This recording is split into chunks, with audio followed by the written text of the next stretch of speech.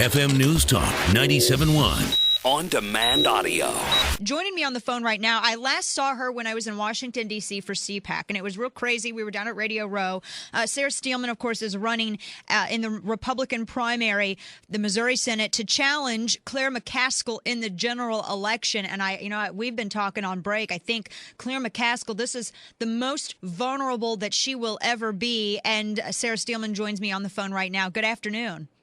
Hi, Dana. How you doing? I'm doing well. Thanks for joining me. I think this is an incredible opportunity for Republicans this particular time around, because I've been following McCaskill's polling as well, and I was reading a Wall Street Journal piece just the other day that shows you at 10 points ahead of her if we were going into the election right now.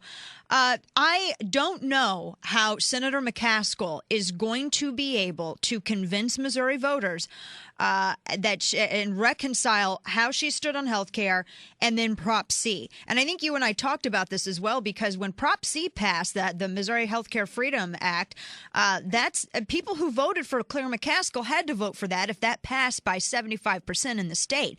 I don't know that she's going to be successful in reconciling that to voters. What is your take on that? Well, I agree with you. I mean, people are still furious about it. And I think, as we've seen over the last couple months, the effect of Obamacare, for example, with HHS ruling, forcing religious institutions to go against their own moral conscience and their beliefs. And that's just the tip of the iceberg for Obamacare. So I think this is really disastrous for her, because Missourians don't like it. They don't want it. They don't want to be told that they have to buy insurance from the federal government. And I believe and hope that the United States Supreme Court sees it the same way, that that's unconstitutional. So, yeah, I think she's in a very vulnerable position here. Yeah, and the Supreme Court is hearing this, the initial arguments on the healthcare, the challenge to the healthcare, which includes something like 26 states, a group of small businesses, and 2 individuals as well. And it's really, when it comes down to it, if the Supreme Court doesn't act, which is, I know, is what a lot of conservatives are hoping, that they just reject it outright and throw it out as unconstitutional. But if that doesn't happen, of course, that means we're going to have a really strong conservative House and a strong conservative Senate and a Republican in office in order to repeal that. And I'm curious, if elected, obviously you would be behind any such effort. Absolutely. I would vote to repeal it. Yes. And I just want to say something about the Supreme Court on this decision. I mean, if they don't rule that it's unconstitutional, if they rule that it's constitutional, I'm so worried about what that means for this country, right, because they're basically saying that the federal government can force anybody to purchase anything. I mean, the next thing they're going to mandate that you have to buy a certain kind of car. And I worry myself about, I know people that I talk to all over the state are worried about the same thing. So I certainly hope that they're paying close attention to the Constitution. Right. And then, of course, one of the other things that is a discussion is, of course, the Republican budget that Paul Ryan put forth. I know it's from the House, but Paul Ryan put this budget forth, and it's taking a lot of heat from Democrats, especially Senate Democrats, because they've been needled as being. It's been 3 years, over 3 years, 3 years and 2 months approximately, since they've done any sort of budget, which is their initial job.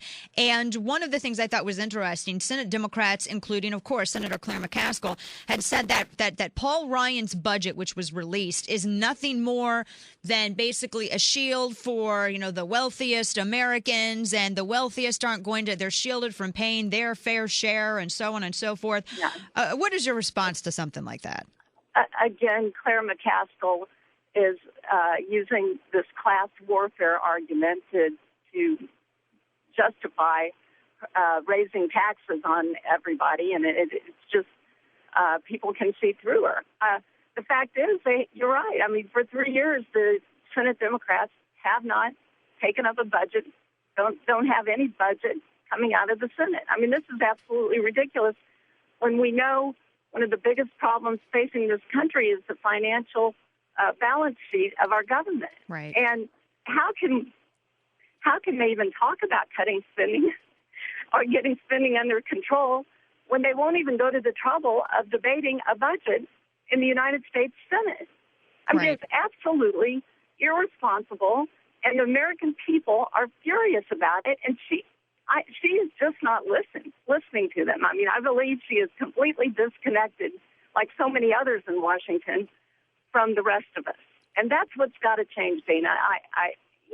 We're going to get the same outcome if we don't change the people up there and put some people in who have guts and are willing to fight and stand up and fight for what they believe in. Exactly. And that brings us, of course, to the Missouri Republican primary here. Now, if you're able to get the nomination and go forward and challenge McCaskill in the general election this fall, what specifically are you looking at as kind of one of the things that you want to immediately have effect on, that you want to immediately change? I mean, obviously, we've talked about the health care law, and then, of course, the economy is a huge issue. But anything that would have, of course, any sort of immediate effect on Missouri, what is something that you're looking at that you would be targeting upon going to D.C.? Well, of course, I want to fix the financial problems first, because we have to do that in order to survive as a country. And how do we do that? We need a balanced budget amendment. We need to cap the size and scope of government. I think we need to gut the current tax system and put in place something that's flatter, not fatter, flatter, Mm-hmm. and fairer, and simpler. And I think you were talking about the Paul Ryan plan. He starts down that road.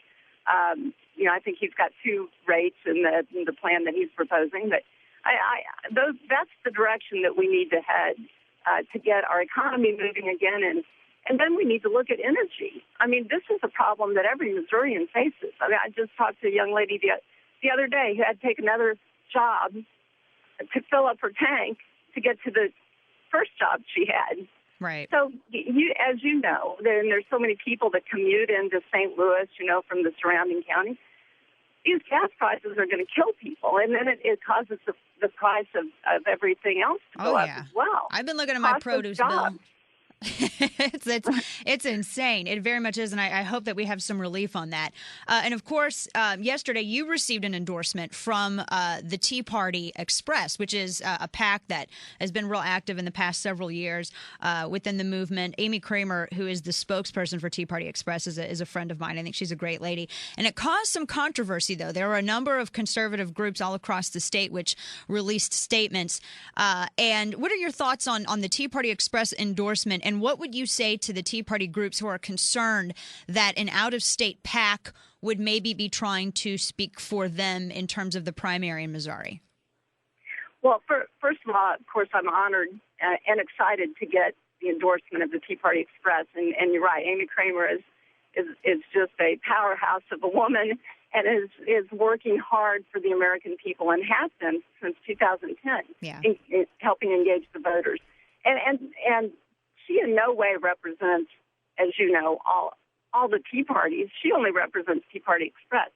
In Missouri, and I have visited with a lot of these Tea Party organizations all over the state, and each one of them is independent, and I respect that. They should be. They make their own decisions about who they're going to endorse, if they even do endorse somebody. I know they don't consult with other organizations probably when they do that. And so I respect each and every organization, and that, in my mind, that is the beauty of the Tea Party movement. They're independent, they make decisions on their own, and I think that's been very, very healthy for the whole political process. And to me, I look at it, I like to call the Tea Party movement as a whole the conscience of the Republican Party, because what they're doing is focusing on spending and the fiscal issues and getting our economy moving again and reducing spending in Washington, dollars that we do not have anymore. Right. So right. And I appreciate what the entire movement and respect it. Right. And that's something that I've always said, too, about the grassroots movement. It's the unattached conscience of the Republican Party, and even to an extent the Democrat Party, because I'm still trying to get over the fact that Blanche Lincoln down in Arkansas ran as a moderate. in 2010. That just got me there. But well, I appreciate you coming on with me this afternoon, and we're definitely going to be watching this primary because this is Claire McCaskill at her most vulnerable, and I think we have a really good shot at sending a Republican in her seat to Washington D.C. Sarah Steelman, thanks so much for your time. Dana, thanks for having me on. I appreciate it. Take care. We'll talk again soon.